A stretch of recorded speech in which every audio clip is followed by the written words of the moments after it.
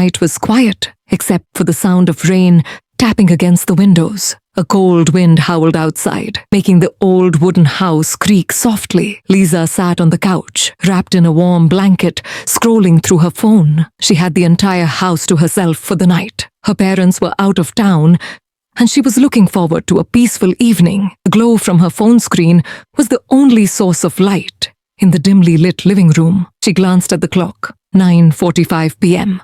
Still early, she thought. She got up to grab a snack from the kitchen. A faint whisper made her stop in her tracks.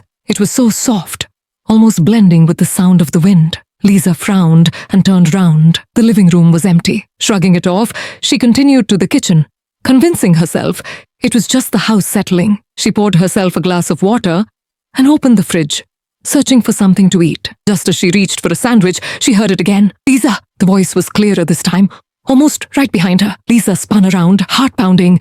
There was no one there. The kitchen was eerily silent, except for the soft hum of the refrigerator. A shiver ran down her spine. She took a deep breath and forced a chuckle. "Okay, I'm definitely imagining things," she muttered to herself.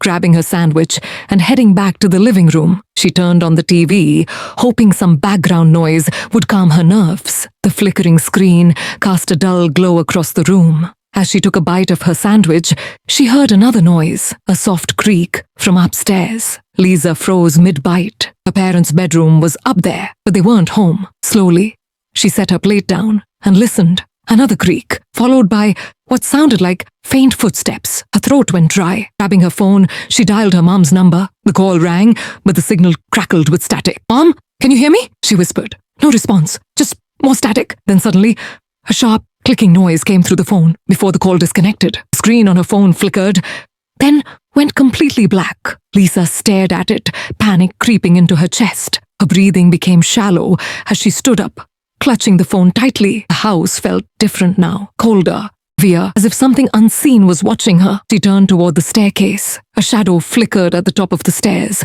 barely visible in the dim light. Breath hitched. It was just a trick of the light, wasn't it? She swallowed hard and stepped closer. "Hello?" She called, her voice barely above a whisper. No response. The air felt thick with silence. Then suddenly, thump! A loud noise from upstairs made her jump. Sounded like something heavy falling to the floor. Every nerve in her body screamed at her to run, but she couldn't move. She had to see what it was. Slowly, she placed one foot on the bottom step, then another, gripping the railing tightly. The old wooden stairs groaned beneath her weight. She reached the top and hesitated. The hallway was dark, the doors to the bedrooms slightly ajar. A chill ran through her as she reached for the light switch. She flicked it on. Nothing. The power was out. Her phone's flashlight was her only source of light now. She raised it, scanning the hallway. As she stepped forward, the whisper returned, this time closer. "I see you." Lisa's heart pounded against her ribs. Voice was right next to her ear. She spun around, shining her light in every direction.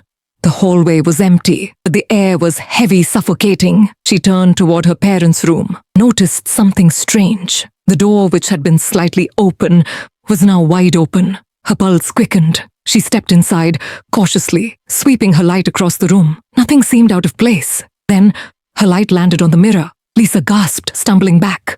In the reflection, standing just behind her, was a tall, shadowy figure with hollow eyes and a twisted grin. She spun around.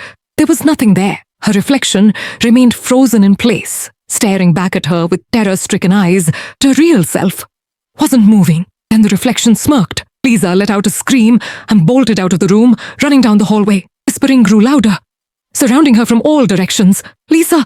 Lisa! Lisa!" it chanted. She tripped and fell onto the floor, her phone flying from her hand. Flashlight landed face up, illuminating the ceiling. Then she saw it. Dark, elongated fingers creeping down from above. Tears filled her eyes.